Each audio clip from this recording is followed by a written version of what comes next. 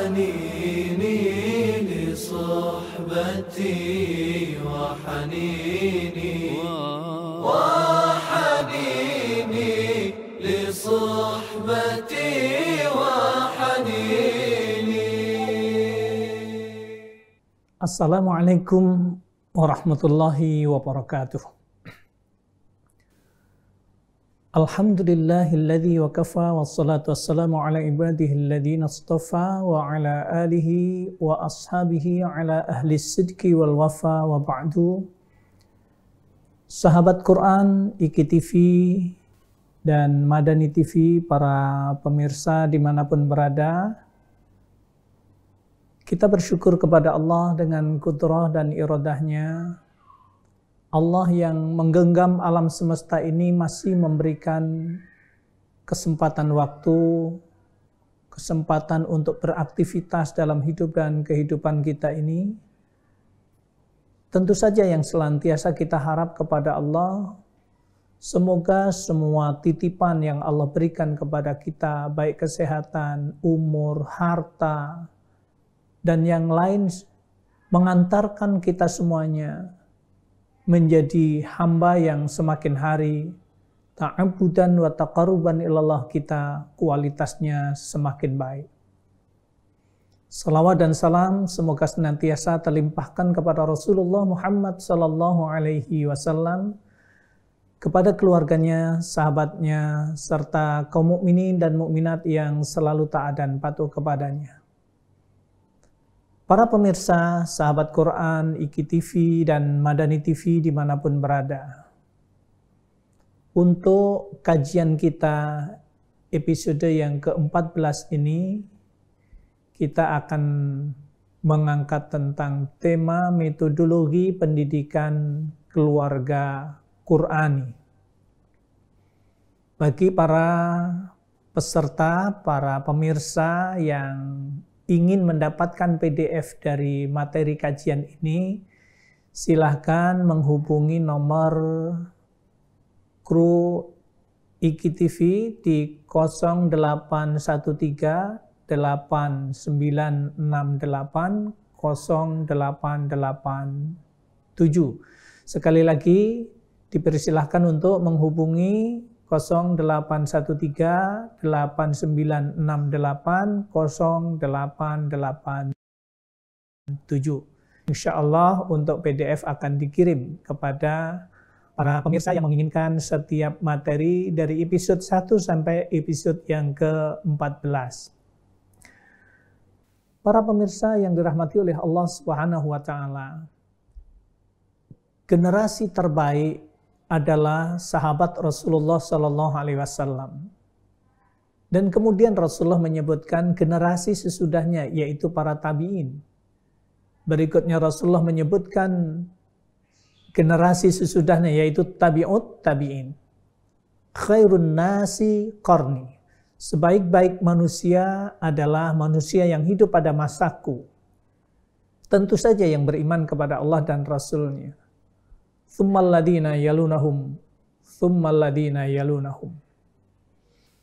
Tentu saja kita semuanya mengharapkan, yang kemarin sudah menjadi bahasan kita, generasi Rasulullah adalah generasi terbaik.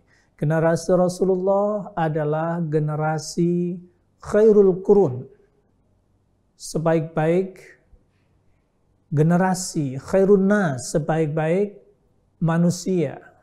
Allah Subhanahu wa taala menyebutkan dengan kuntum khaira ummah. Kemudian yang kita bahas sebelumnya adalah ciri generasi Qurani. Ciri generasi Qurani adalah generasi yang senantiasa tilawah Al-Quran, tadarus Al-Quran. Jadi tilawatan wa fahman, mempelajari bacanya, memahami isinya, kemudian menghafalkannya, kemudian mengamalkan dalam kehidupan sehari-harinya. Kemudian generasi Qurani adalah generasi yang terus berusaha memasyarakatkan, berusaha mendakwahkan, mensosialisasikan Al-Quran yang sudah dipelajari, yang sudah difahami agar umat yang lain pun juga faham terhadap Al-Quran itu sendiri. Nah, tentu saja bahasan kita ketika kita mengangkat tentang keluarga Qurani, metodologinya seperti apa? Tentu saja yang pertama, ilmu agama ini adalah ilmu fardu ain yang harus kita tanamkan, yang harus kita didikkan, kita ajarkan kepada keluarga kita. Jadi sejak pertama kali ayat Al-Quran itu diturunkan, menekankan proses di dalam pendidikan, proses untuk terus belajar, yakni yang kita kenal dengan membaca, Iqra. Satu saat saya ada kesempatan untuk naik ke Gua Hira dan kemudian di situ merenung. Saya jam 3 malam di tempat itu, kemudian mencoba untuk sholat malam di tempat itu, dan kemudian tidak tertahan oleh saya meneteskan air mata. Disinilah Rasulullah mendapatkan wahyu pertama kali. Di gua inilah Rasulullah mendapatkan firman Allah yang diturunkan pertama kali untuk membaca. Firman Allah Subhanahu wa taala ini yang kita kenal tertuang di dalam surat Al-Alaq ayat 1 sampai yang kelima.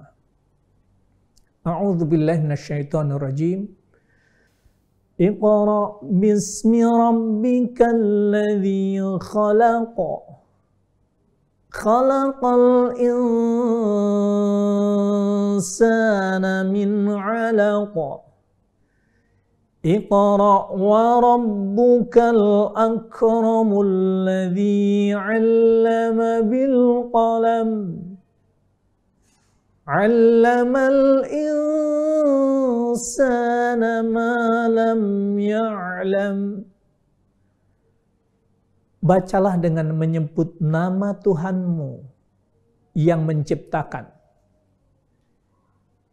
Dia telah menciptakan semua manusia dari segumpal darah. Bacalah. Ini tentu saja perintah Allah untuk membaca kehidupan, membaca diri kita sendiri,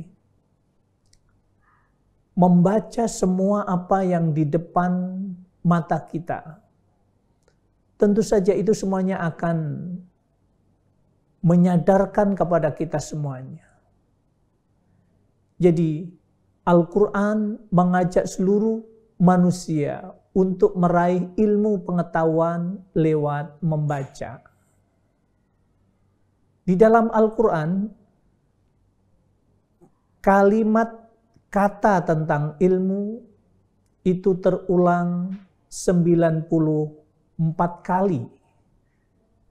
Jadi kalau kita itu tahu di dalam Al-Quran itu ada 10 kali kalimat itu terulang, itu menunjukkan bahwa memahami tentang hal itu.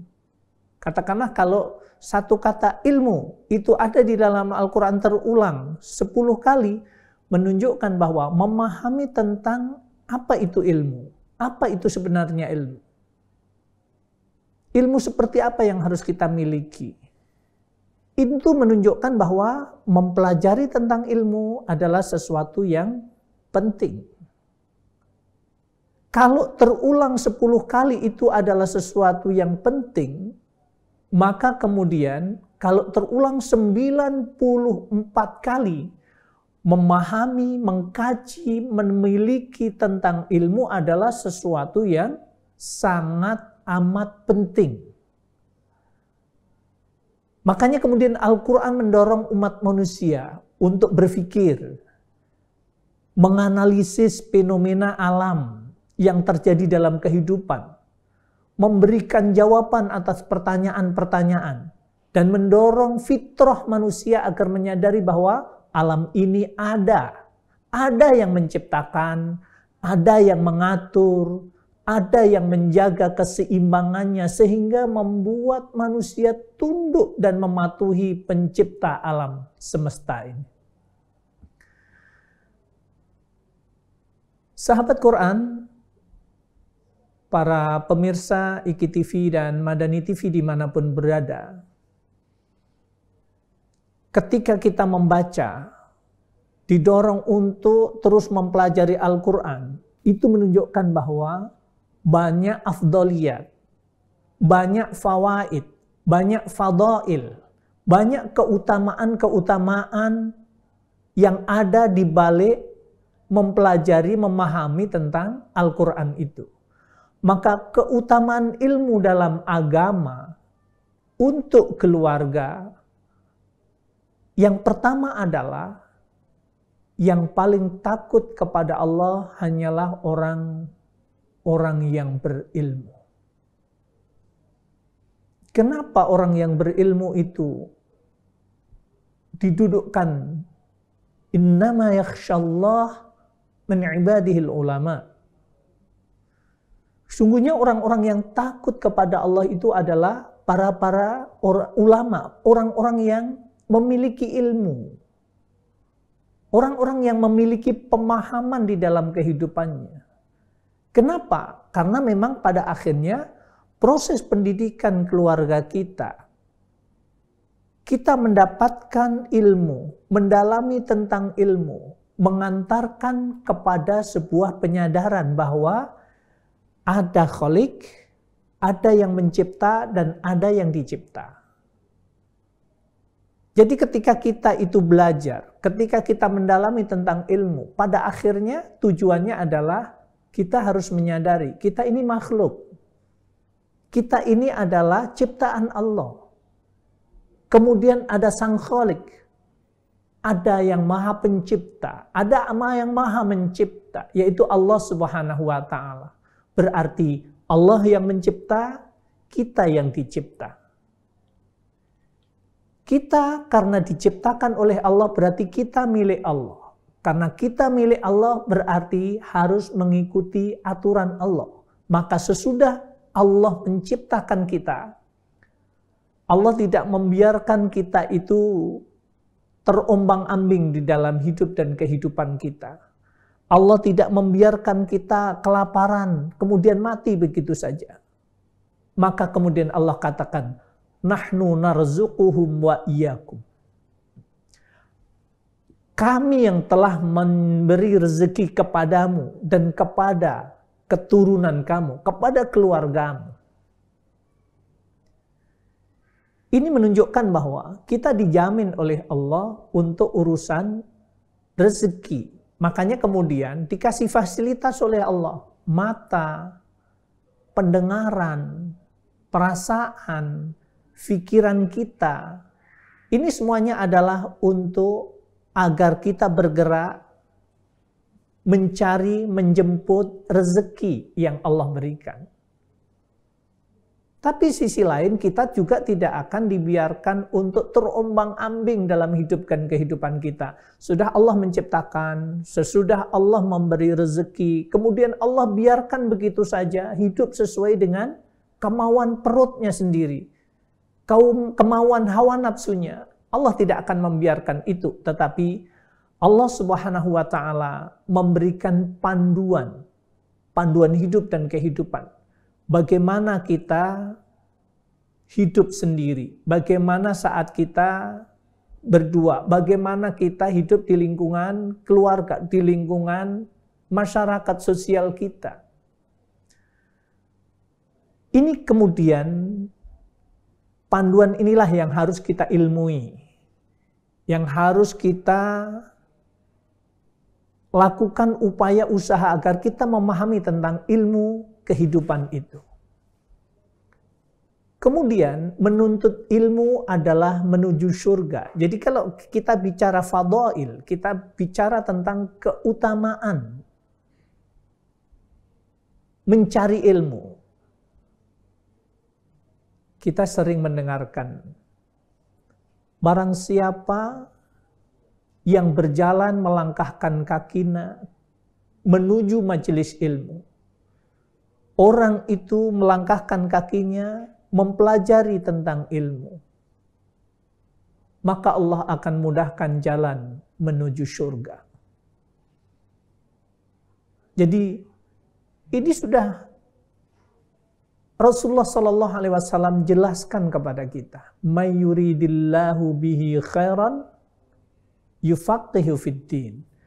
Apabila Allah menghendaki kepada seseorang untuk orang itu menjadi baik, maka kemudian Allah akan fahamkan orang itu terhadap ajaran agamanya.